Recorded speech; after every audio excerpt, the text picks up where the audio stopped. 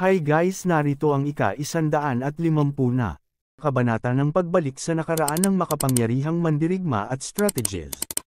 Tara at simulan na natin ang kwento. Matapos sambitin ng ating bida ang mga katagang bumubuo sa selyo, ang kanyang kapangyarihan ay nagpakawala ng isang sagradong liwanag. Ang makapangyarihang guhit na ito ng liwanag, na tila nagmumula sa langit, ay dahan-daang nawawala, nagbibigay hudyat ng pagtatapos ng kanyang ginawang ritual. Habang mariin na nakatiklop ang kamay ng bida, na bumubuo ng isang mahigpit na kamao. Ang kanyang isipan ay naglalakbay sa kanyang mga alaala at karanasan. Ang isang munting kapangyarihan mula sa isang tagapaglingkod na Diyos ay itinuturing mong kayamanan, samantalang ako, nakilala ko na mismo ang mismong Sage Emperor, pagmamayabang niya sa kanyang isipan. Si Holy San Li Wo ay labis na nahihirapan, at ang kanyang buong katawan ay nanginginig sa tindi ng kanyang pagpupumiglas. Tila ba siya ay naging isang rebulto, ganun na lamang katindi ang kanyang pagkatigal at hindi makagalaw sa kinatatayuan. Hindi siya makapaniwala sa kanyang sinapit, at halos pabulong niyang wika. Hindi, ang kapangyarihan ko ay nawawala. Imposible ito. Paano ako, na may angking lakas at kapangyarihan, ay matatalo lamang ng isang ordinaryong disipulo na tulad mo? Pinipilit niyang makawala sa ginawang pagsil ng ating bida, na nagkukulong sa kanya sa isang hindi nakikitang gapos. 3 beses niyang tinangkang umalis mula sa kinalalagyan niyang lugar, ngunit ang kanyang mga pagtatangka ay nabigo at walang nangyari. Dahil sa labis na pagkabigo at pagkainis, kanyang nasambit. Pakawalan mo ako, hindi ako dapat naririto. Kasabay ng kanyang mga hiyaw at pagpupumiglas, dahan-daang lumapit ang ating bida papunta sa kanyang kinalalagyan habang ito'y tumatawa ng nakakaloko. Hehe, matapos makalapit ang ating bida kay Holy San Li Wo, isang matamis na ngiti ang sumilay sa kanyang mga labi. Dahan-dahan niyang itinaas ang kanyang kamay, itinutok ang kanyang dalawang daliri sa noo ni Holy San Li Wo, na tila may binabalak na hindi maganda. Sa isang mapanuyang tinig, wika niya, "Alright, akin na ang pagkakataon. Tutal at labis mong iniibig ang pagsunod sa iyong attendant god, pagbibigyan kita ng isang maliit na regalo na tiyak na iyong ikatutuwa." Mabilis niyang nilagyan ng panibagong inscription pattern ang noo ni Holy San Li Wo, na walang nagawa upang pigilan ang kanyang ginagawa. Sa labis na galit at pagkabigla, hindi niya napigil ang sumigaw, "You! Anong ginawa mo sa akin? Anong klaseng sumpa ang ipinataw mo sa akin?" Ngunit ang bida, sa halip na magpaliwanag, ay sumagot lamang ng may mapanuksong ngisi, "Ho-ho! Huwag kang mag-alala. Sa madaling panahon, malalaman mo rin ang iyong kapalaran." Mabilis na sinalubong ni Yuyan ang ating bida, lumilipad papalapit ng halos walang kahirap-hirap, habang si Jindan, ang kanyang kasama, ay damapo sa ulo ng bida. Agad-agad, walang pag-aaksaya ng oras, nagtanong si Yuyan. "Mayroon ka bang itinanam na talisman sa kanya? Isang bagay na hindi natin pangkaraniwang nakikita. Ano naman kaya iyon?" Tila hindi basta-basta ang kanyang taglay na kapangyarihan. Kasabay ng kanilang pag-uusap, lumilipad din papalapit ang dalawang sina Shueilin at Zin upang makisali sa nagaganap na diskusyon. Nagtatakang saad ni Zin, tila ba naguguluhan sa kanyang nakikita. "Oo nga, anong klaseng talisman kaya iyan? Hindi ba't ito ay labag sa atin?" Nang marinig ito ng ating bida, agad siyang napangiti, isang ngiting nagpapahiwatig ng kanyang nalalaman. Buong pagmamalaki at kumpiyansa, sumagot siya sa katanungan. Wika niya, "Ito ay isang soul control talisman. Aking natutunan ang kaalaman na ito mula sa isang sinaunang teksto na natuklasan ko sa aking paglalakbay. Ang kanyang gamit ay sadyang napakasimple. Sa pamamagitan nito, nagkakaroon ako ng kakayahang kontrolin ang mga kilos ng sinumang taong tinaniman nito. Ang kanilang isip at katawan ay susunod sa aking mga utos." Lubos na pagkagulat ang naging reaksyon ni Holy San Li Wo, hindi makapaniwala sa kanyang narinig. Ganoon ba talaga ang iyong kapangyarihan? Habang nakangiti nang may panunukso ang bida, marahan niyang tinapik ang balikat ni Holy San Liwo, na tila ba isang matalik na kaibigan lamang, bagamat batid ng lahat ang kanilang alitan.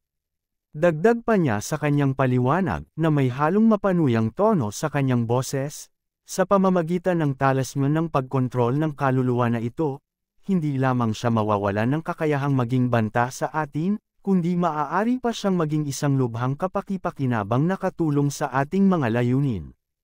Isipin mo na lamang ang mga impormasyon at kasanayang maaari niyang ibahagi. Sa sobrang silakbo ng galit, halos lumuwa ang mga mata ni Holy San Liwo, at nagngingit-ngit ang kanyang mga ngipin na tila ba anumang oras ay babali na ang kanyang panga habang nagsasalita, hindi. Scarlet Python, hindi mo maaaring gawin ito sa akin.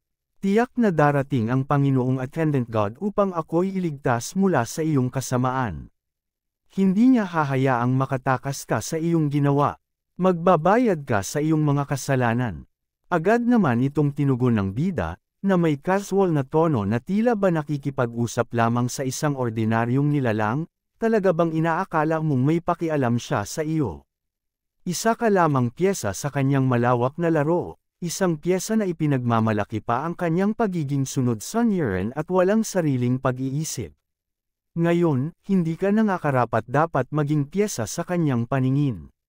Muling itinaas ng bida ang kanyang kamay, at bahagyang ikinumpas ang kanyang daliri na tila nagbibigay ng isang hindi nakikitang utos sa hangin.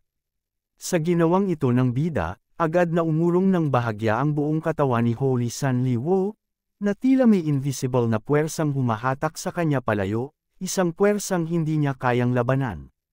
Labis-labis ang kasiyahan na bumabalot kay Zin sa mga salitang kanyang naririnig na nagmumula sa ating bida.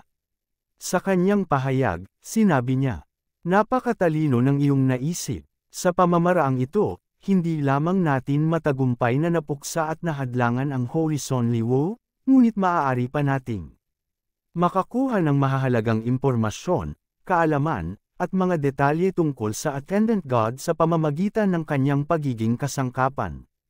Sa kabilang dako, nagtanong si Yuyan sa ating bida, nag-aalala sa maaaring kahinatnan.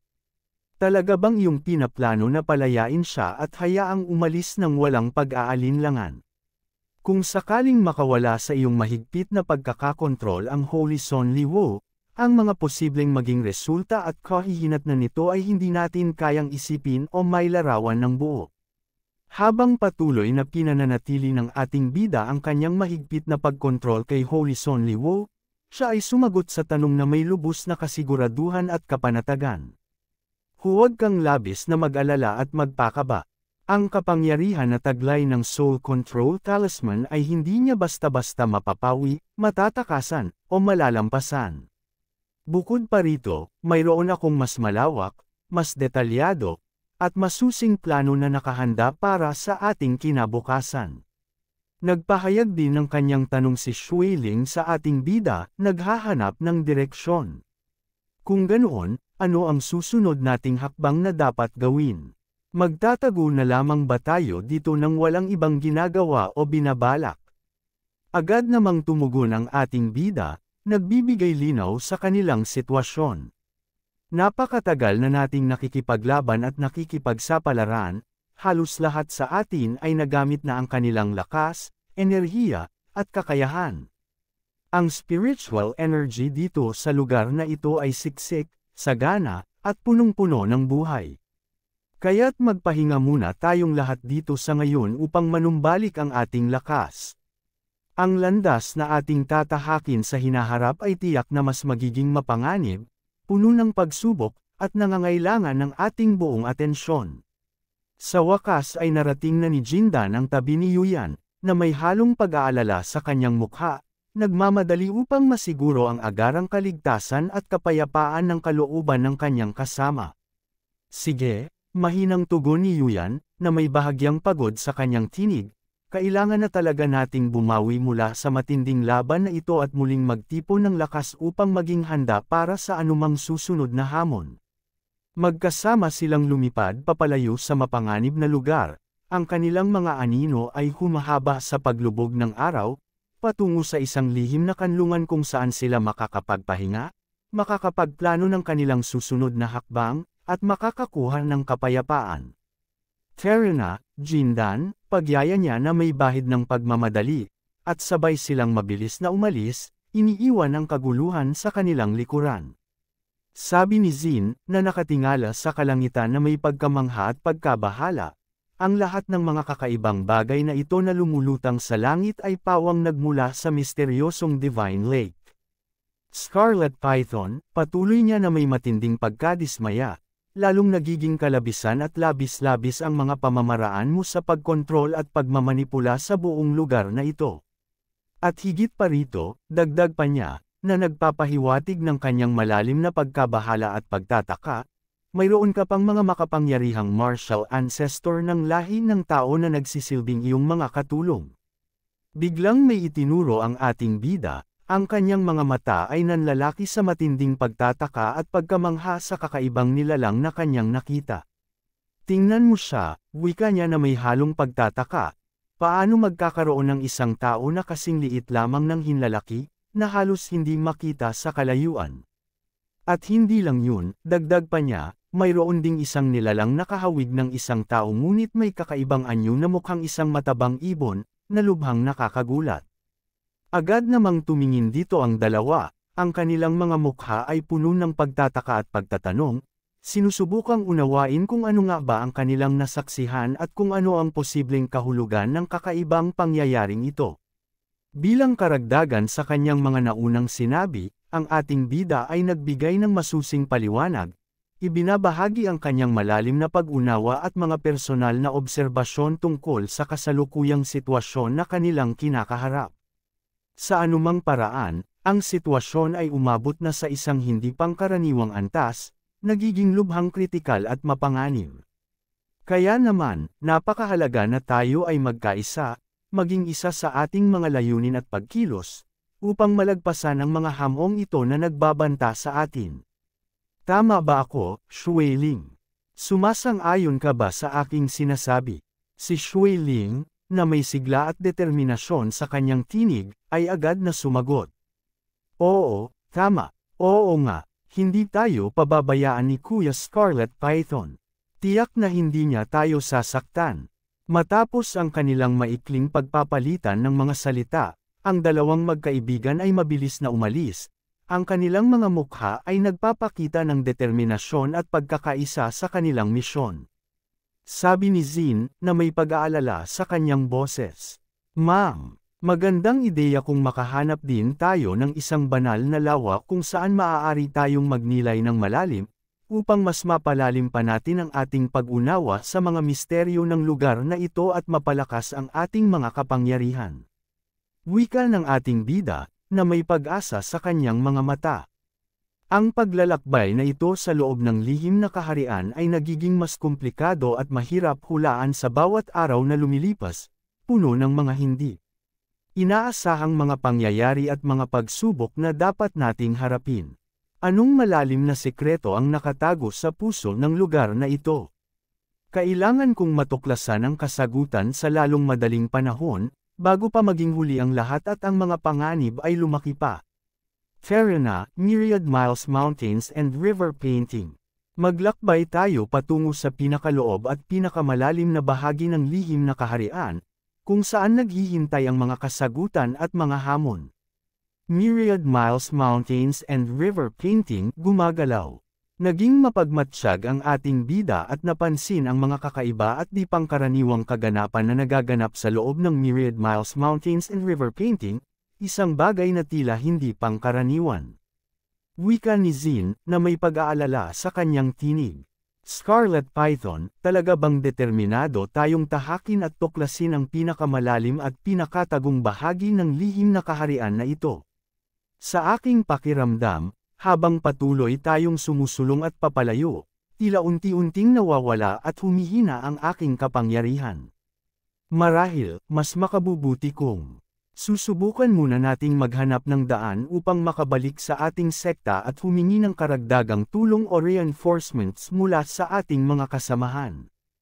Agad namang tumugon ang ating bida, na may pagtataka sa kanyang tono. Ang sect master ay may layuning harapin at sugpuin si Holy Son Liwo, isang misyon na tila puno ng panganib. Sa aking palagay, maaaring matagal nang hindi magkasundo ang sect master at ang attendant god, at mayroon silang sariling mga lihim na plano. Mayroon pa kaya tayong maaasahang reinforcement sa sekta na maaaring pumantay o humigit pa sa kapangyarihan ng sect master, na siyang pinakamalakas sa atin? Tumingin siya kay Zin, na naghihintay ng kanyang sagot. Kapwa narito ang sect master at ang attendant god, at sila rin ang nagpadala sa atin dito, na may tiwala sa ating mga kakayahan. Kung kaya't tiyak na mayroong isang hindi kapani-paniwalang kayamanan na nagtatago sa lugar na ito, isang bagay na nagkakahalaga ng ating paglalakbay. Nagpahayag ng kanyang pag-aalala si Shui Ling, na nagbabahagi ng kanyang saloobin tungkol sa kanilang kinakaharap. Sa kasamaang palad, tila ba'y wala tayong kahit na katiting na impormasyon o anumang nalalaman tungkol sa misteryosong at hindi pa natin tuklas na lihim na kaharian na ito. Hindi kaya't labis na mapanganib para sa ating lahat na basta na lamang sumugod at pumasok doon ng walang anumang pag-iingat, pagpaplano, o sapat na kaalaman. Ngumiti ang ating bida ng may kumpiyansa at pagtitiwala sa kanyang sariling kakayahan. Wika niya, ano ba yan? Huwag kayong mag-alala. Sa ating buong paglalakbay na puno ng mga pagsubok at hamon, kailan ba tayo hindi umagaw ng matamis na tagumpay mula sa mismong bingit ng kapahamakan at panganib? Palagi tayong nagtatagumpay sa kabila ng mga pagsubok. Sa pagkakataong ito, asahan ninyong hindi na ito magiging iba. Mananatili tayong matatag at magtatagumpay. Kung sakaling dumating ang pinakamasamang sitwasyon na maaari nating kaharipan, magtatago na lamang tayo ng ligtas sa loob ng Myriad Miles Mountains and River Painting. Sa loob noon, walang sino man ang may kakayahang makapasok at makapanakit sa atin. Doon tayo ay ligtas, saad ni Zin, na sumasang-ayon at nagpapatibay sa plano ng bida. Totoo ang iyong sinabi, sa sitwasyon natin ngayon, masasabi nating wala na nga tayong ibang pagpipilian pa kundi ang sumunod sa iyong plano. Nagpakita ng reaksyon ang bida habang tila may naiisip na kakaiba, nakakaloko, at puno ng pagtataka. Umikot-ikot ang mga mata ng ating bida, na tila may binabalak na isang sorpresa o isang bagay na hindi inaasahan. Nagtanong si Zin, na nagtataka at nag-aalala sa kanyang inaasal. Anong problema sa iyo? Bakit ganyan ka? Makaasta, mayroon ka bang iniisip na hindi namin alam? Ano ang nangyayari sa mukha mo? At dito nagtatapos ang kabanata. Maraming salamat po.